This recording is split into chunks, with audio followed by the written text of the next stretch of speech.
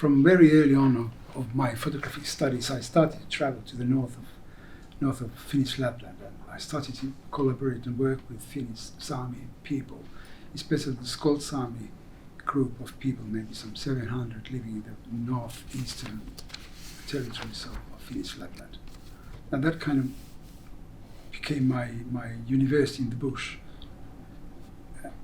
I did a project, documentary work, black and white documentary project with Skolt Sami people, and finally graduated in '78, and then having my first ever solo exhibition based on the same material. It was very much documentary, black and white documentary work.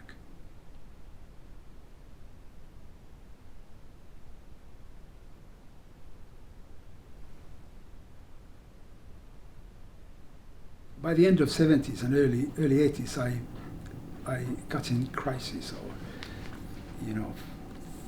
thinking that I could not go on working with documentary practice in the way I had done earlier, because all those critical questions of how can a documentary represent somebody else's reality, these kind of disturbing questions.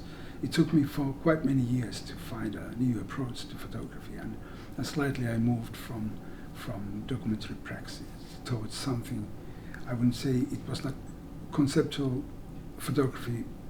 I borrowed ideas from conceptual strategies and kind of adapted them for my own personal use.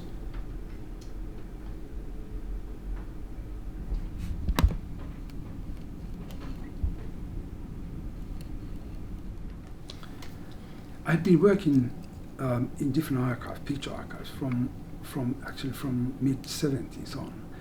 When working doing a documentary project with Skolt Sami people, I went very often to picture archives, ethnographic and historic picture archives, to see the old photographs, to do research work and trying to understand the circumstances where these people were living, to understand more precisely of their culture and so on.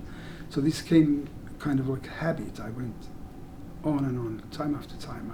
I went to see picture archives, and maybe the same photographs, but every time I went there to see images, I could find a new approach or new details and some new information. So that kept me going to archives. And so finally I started to consider to do a project on the idea of portrait, because portrait as such has always fascinated me in paintings and in photographs. Like the faces of a completely unknown person can deliver the deepest human value. So that was very much my fascination. And the idea for the project was about distances, among other things. It was about distances in time and space. Like I was thinking that time when the pictures were taken in 1884, or some pictures even earlier and some later, and basically what I was thinking was that I returned every image from the Paris collection to the very place where the picture had been taken more than 100 years earlier, but it was impossible to find them and too complicated. So I read some research on Norwegian Sami nomadism, and I was looking for the wandering routes where Norwegian Sami had wandered with their animals to the seaside for the summer and then back to the mountains for the winter, and I was using those routes where I took the pictures.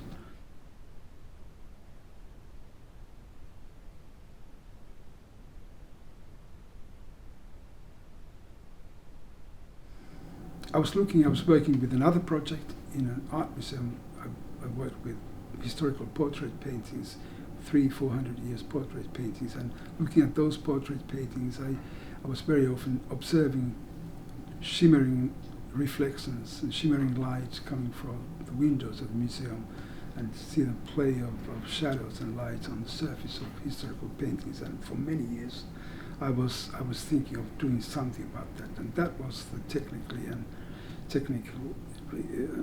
starting point for Icy Prospects. But the inspiration came from many other sources. What I did was that I sanded a wooden board, maybe this size wooden board, very carefully, painted it black, and then sprayed a varnish layer on top of the wooden board, So basically, it worked like a black mirror. I took it to the Arctic landscape, and I started to document the reflections of Arctic landscape and seascapes on the surface of this wooden board. And this is how the project proceeded and went on.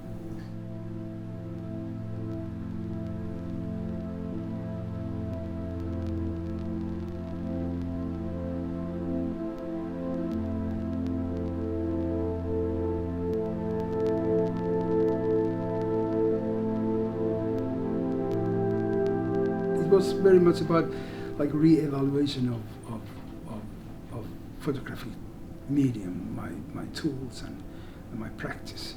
So, but also at the time, early 90s, it was I was using postmodern strategies, and especially I'm considering stage photographs, which were very much used at the time.